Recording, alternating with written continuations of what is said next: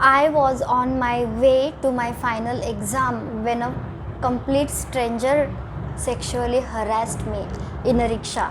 And what happened next was as shocking as the incident itself. Give you guys a little back story.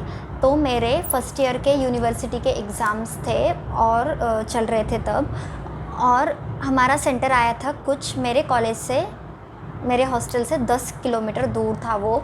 तो मैं हॉस्टलाइट हूँ, मेरे पास गाड़ी भी नहीं है। तो हमने डिसाइड किया, मतलब मैं और मेरी और 2 फ्रेंड्स जो भी हॉस्टलाइट हैं, हम साथ में रहते हैं, हमने डिसाइड किया कि हम सेंटर तक जाएंगे रिक्शा से। तो हमने एक रिक्शा वाले अंकल को कॉल किया था, उनको बोला कि हम 3 लोग हैं और मतलब पिक और ड्रॉप कर दो कि एग्ज़ाम के लिए, and he agreed to us. But the problem was कि हम सिर्फ 3 लोग थे और उनको 4 सीट चाहिए थे और हमें कोई चौथा सीट नहीं मिला। तो वो अंकल ने बोला कि वो रास्ते में ही सीट पिकअप कर लेंगे, and we were pretty much okay with it. तो ऐसे मेरे 5 पेपर हो गए थे और मेरा 6th एग्ज़ाम था वो ऑर्गेनन का। और ऐसे हमारा रूटीन, हम जा रहे थे तो उस दिन भी हम रिक्शा से ही जा रहे थे एग्ज़ाम के लिए। तो कुछ 1 किलोमीटर हम गए होंगे, फिर एक आदमी, मतलब 25-30 साल का आदमी होगा वो, और बहुत ही गंदा सा लग रहा था। मतलब उसका फेस ऐसा एकदम डर्टी अपीयरेंस था और लग रहा था इसने कुछ पिया हुआ है या फिर ड्रग्स किए हुए, ऐसा उसका अपीयरेंस था। एकदम डर्टी अपीयरेंस था उसका एकदम। और वो रिक्शा वाले अंकल के साइड में बैठते हैं ना, तो वो सीट में आके बैठा वो आदमी। और तब तक तो कोई प्रॉब्लम नहीं था, मतलब वो सीट में बैठा। लेकिन फिर उसमें वो सामने वाला मिरर था ना रिक्शा का, वो मिरर एडजस्ट करना शुरू कर दिया। और वो फर्स्ट रेड फ्लैग था कि उसने वो मिरर कुछ इस तरह से एडजस्ट किया कि उसे हम मतलब पीछे वाले जो भी बैठे थे पैसेंजर्स, वो दिख रहे थे। तो और वो हमें कंटिन्यूसली देख रहा था उस मिरर से, और मैं ही इस साइड में थी तो मैं ही दिख रही थी, मतलब वो 2 तो नहीं दिख रही थी, और वो मुझे ही कंटिन्यूसली देख रहा था वो मिरर में से। मुझे लगा एग्ज़ाम है, छोड़ो, मतलब देख रहा होगा ऐसे क्रीप्स तो हर रोज़ ही मिलते हैं ऑलमोस्ट रिक्शा में, कहीं भी जा रहे होगे तो। If you are a girl in India you can relate, हर जगह ऐसे क्रीप्स भरे पड़े होते। आधा घंटा हमें लगता था एग्ज़ाम सेंटर जाने के लिए। तो फिर फाइनल एग्ज़ाम्स भी थे तो हम पढ़ते हुए जाते थे, मतलब रिक्शा में से भी हम नोट्स पढ़ते हुए जाते थे। तो मेरे हाथ में उस दिन भी मेरी नोटबुक थी और मैं पढ़ रही थी रिक्शा में भी।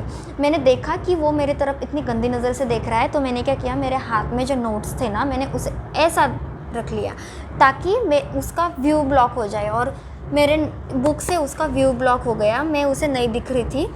तो उसने वो बीच रास्ते में रिक्शा रुकाई और वो अंकल को बोला कि, मतलब कुछ तो बोला उसने, शायद ऐसा ही बोला होगा कि वो कंफर्टेबल नहीं है आगे और वो पीछे बैठेगा, क्योंकि एक जन की जगह थी पीछे, एक आदमी की जगह थी पीछे।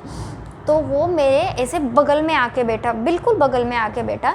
तो मुझे लगा बैठा होगा, मैंने इग्नोर कर दिया, एग्ज़ाम थे, टेंशन थी, मैं पढ़ने लगी। तो वो आके बैठा तो उसने ऐसा धीरे धीरे ना अपने पैंट के अंदर हाथ डाला, और मैंने वो देखा कि वो अपने पैंट के अंदर हाथ डाल रहा है। और मैं, मतलब मुझे लगा कि मैंने कुछ मैं ज़्यादा ही सोच रही हूँ, वो मतलब ऐसे ही कुछ कर रहा होगा, खुजली वगैरह कुछ कर रहा होगा, मैंने इग्नोर कर दिया। लेकिन उसने उसके पैंट के अंदर हाथ डाला और उसके एल्बो से वो मुझे टच करने लगा, मेरे थाई को टच करने लगा। तो मैंने क्या किया, मैं उससे थोड़ा सा मूव होके मेरे फ्रेंड के साथ में, मतलब ऐसा डिस्टेंस बनाया उसके और मेरे बीच में, ताकि वो मुझे टच ना करे। तो वो फिर भी नहीं रुका, वो मेरे पास में, मतलब वो भी मेरे साइड में मूव हो गया और मुझे और ज़्यादा टच करने लगा। मैं फ्रीज़ हो गई कि ये क्या कर रहा है। और उसने क्या किया कि उसने उसका एक थाई पूरा मेरे थाई के ऊपर रख दिया, और मुझे उसका एक हाथ था अपने पैंट के अंदर और एल्बो से मुझे टच करने लगा। I got freezed at the moment में, मतलब फ्रीज़ हो गई, मैं प्रोसेस ही नहीं कर पाई कि मेरे साथ ये हो क्या रहा है। मुझे कुछ समझ नहीं आ रहा था कि मेरे साथ ये क्या हो रहा है। और मेरे फ्रेंड्स, उन्होंने भी देखा कि वो आदमी मुझे टच कर रहा है। मैंने सोचा कि मैंने उनकी तरफ देखा कि मतलब ये क्या कर रहे हैं, ये एटलीस्ट ये तो मेरी मदद कर दे, कुछ कर दे। ये मैं इतना घबरा गई, मैं फ्रीज़ हो गई, मुझे कुछ समझ में नहीं आ रहा है, मेरी आंखों से आंसू आ रहे हैं मुझे, मतलब मैं कम्प्लीटली फ्रीज़ हो गई, मुझे कुछ पता नहीं चल रहा कि मैं क्या करूँ क्या नहीं। और मैंने मेरे फ्रेंड्स की तरफ देखा तो उन्होंने अपना मुंह मोड़ लिया, पूरा ऐसे रिक्शा के बाहर देख रहे दोनों के दोनों, और ऐसे ऐसे देख रहे। भाई मैं इतनी शॉक हो गई और मुझे कुछ समझ में नहीं आ रहा है मैं क्या करूँ, मैं फ्रीज़ हो गई। मेरे आंखों से आंसू आए जा रहे हैं, मुझे समझ नहीं आ रहा क्या करूँ क्या नहीं। तो मैंने पूरा मतलब ऐसी मेरी हिम्मत जुटाई और मैं ज़ोर से चिल्लाई, इतना ज़ोर से चिल्लाई तो वो रुक गया। उसने अपना हाथ निकाला पैंट से बाहर और मेरी तरफ देखने लगा। मतलब वो ऐसा प्रिटेंड करने लगा कि उसने कुछ ही नहीं, कुछ किया ही नहीं उसने, मैं ही पागल थी जो मैं चिल्लाई। और वो रिक्शा वाले अंकल मुझे पूछने लगे कि क्या हुआ बेटा, क्यों चिल्लाए। तो मैंने उनको बताया कि आप इसे बस उतार दो रिक्शा से, ये आदमी कुछ ठीक नहीं है, इसको आप उतार दो। तो वो अंकल मुझे पूछ रहे कि इसने क्या किया। मैंने बोला अंकल वो सब छोड़ो, इसे पहले उतार दो रिक्शा से। तो अंकल ने उसे उतार दिया। तो वो आदमी रिक्शा वाले अंकल को बोल रहा है कि मैंने क्या किया, मतलब इनको कुछ प्रॉब्लम है क्या, मैंने कुछ किया भी नहीं, क्यों ये चिल्लाई, ऐसा पूछ रहा है। मैंने बोला अंकल इसे उतार दो और चलो यहाँ से। और वो अंकल ने फिर रिक्शा शुरू कर दिया और हम जा रहे थे। और मैं देख रही हूँ कि मेरी दो फ्रेंड्स जो मेरे बगल में बैठी है रिक्शा में, उन्होंने कुछ भी रिएक्ट नहीं किया, मतलब कुछ भी रिएक्ट नहीं किया। वो अभी भी रिक्शा के बाहर ही देख रहे थे। मैं इतना चिल्लाई, वो अंकल मुझसे पूछ रहे, वो आदमी को रिक्शा से उतारा उन्होंने, फिर भी इन्होंने कुछ रिएक्ट नहीं किया। इन्होंने मुझे एक वर्ड से पूछा भी नहीं। अगले 15-20 मिनट जब तक मैं रिक्शा में थी तब तक उन्होंने मुझे पूछा भी नहीं कि क्या हुआ, तू क्यों चिल्लाई, क्या कर रहा था वो आदमी। चलो इन्हें बेनिफिट ऑफ डाउट दे दिया मैंने कि नहीं देखा होगा उन्होंने, एग्ज़ाम की टेंशन में वो भी पढ़ रही थी मैं भी पढ़ रही थी, चलो छोड़ो। लेकिन उनके सामने जब जैसे मैं उतरी और मैंने मेरे फ्रेंड्स को देखा, मैं रोने लगी। I lost it.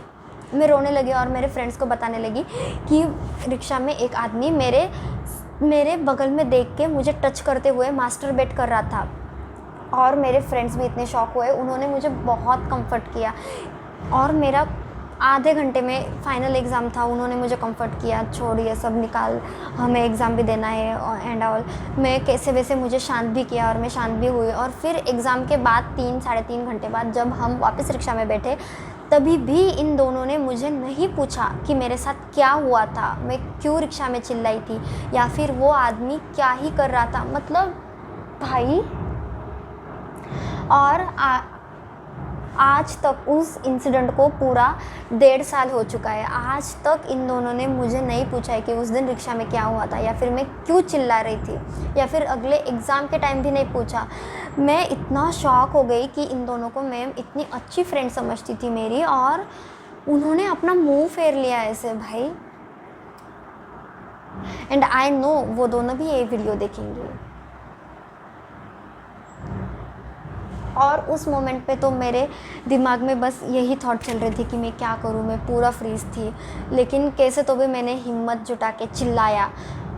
ऑल्दो मैं रिग्रेट करती हूँ कि मैंने कोई एक्शन नहीं लिया उस आदमी, मैंने कुछ कर लिया होता। लेकिन मेरा फाइनल एग्ज़ाम था, अगर मैं लेट भी हो जाती तो मैं फ़ेल हो जाती, मतलब। और मैं जाती भी पुलिस स्टेशन तो भी वो प्रोसेस मुझे बहुत ज़्यादा एग्जॉस्ट कर देता। और फिर हमें भी पता है हमारा लॉ एंड ऑर्डर कितना ही काम करता है, तो फिर मैं क्या ही कर सकती थी उस दिन। और तो मैंने छोड़ दिया। बट एंड आई विश कि ऐसा मेरे कोई दुश्मन के साथ भी ना हो। That was one incident which shook me to the core. और उस दिन मुझे समझ आया कि कोई फ्रेंड भी तुम्हारे ऐसे इंसिडेंट में मदद नहीं करेगा भाई। Nobody will help you. तुम्हें खुद के लिए ही स्टैंड लेना पड़ेगा, विच आई एम ग्लैड। मतलब 5 मिनट बाद भी मैंने लिया होगा, मैं फ्रीज़ हो गई थी, लेकिन मैंने स्टैंड लिया अपने लिए और उस आदमी को उतार दिया।